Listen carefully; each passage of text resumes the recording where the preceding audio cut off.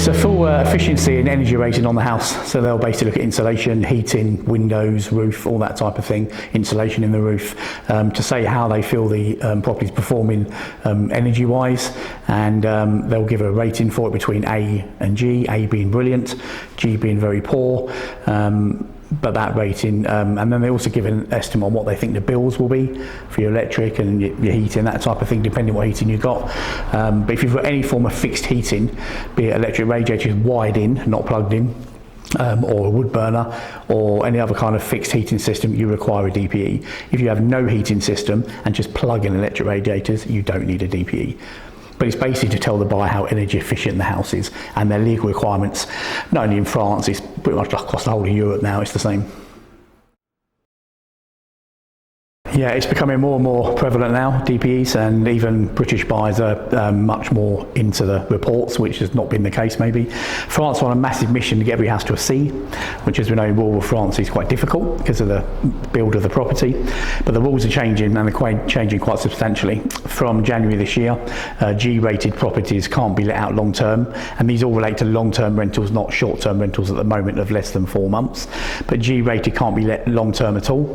From 2028, you can't let F-rated long-term at all, but not short-term. And from 2034, at the moment, you can't, E-rated properties won't be allowed to be let long-term either. So it's a major change, particularly for landlords that are renting properties. And various times tenants are in these properties. If they're moving in after those periods, they've got a right to potentially have that property brought up to standard, to the rating that will be qualified in the law. So it's a big time. But I was chatting to a notaire the other day, and she believed that it may change again because there's such a shortage of rental properties across France, and this is only going to make it more difficult for the rental sector. So the notaire felt that they may change again because the demand is high for rental and the supply is very low. So she thinks it will change, but we will see. It's obviously 10 years away. So sellers, it's difficult because obviously sellers have a bad rating. It potentially makes their property harder to sell. But different nationalities of buyers have different views on the DPEs, and also it depends what they're buying the property for. If they're buying it to live in themselves, if it's a bad rating but they can get it to a better rating, obviously they're not so bothered, because if they're going to be living it, they'll do it over time. But if they're looking to buy something that's got maybe rentals with it, it's going to affect what they do.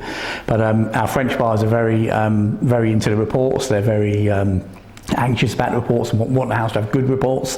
But of course, with the reports now, we've also got the audits. Those houses with an E, F or G now have the audits done as well. It's a legal requirement for a compromis, which is basically an audit that tells the buyer, if it's a G rated, what they need to do to get it to an F, to an E, to a D, to a C, and all the costs involved with that. But they do read quite horrendous. The costs they put in are very high. They don't take into account that local people might do it. You might be able to do some of it yourself. They're scary reports, so we have to educate buyers. But at the moment, they're all recommendations. There's no legal requirement to do any of the work in these reports.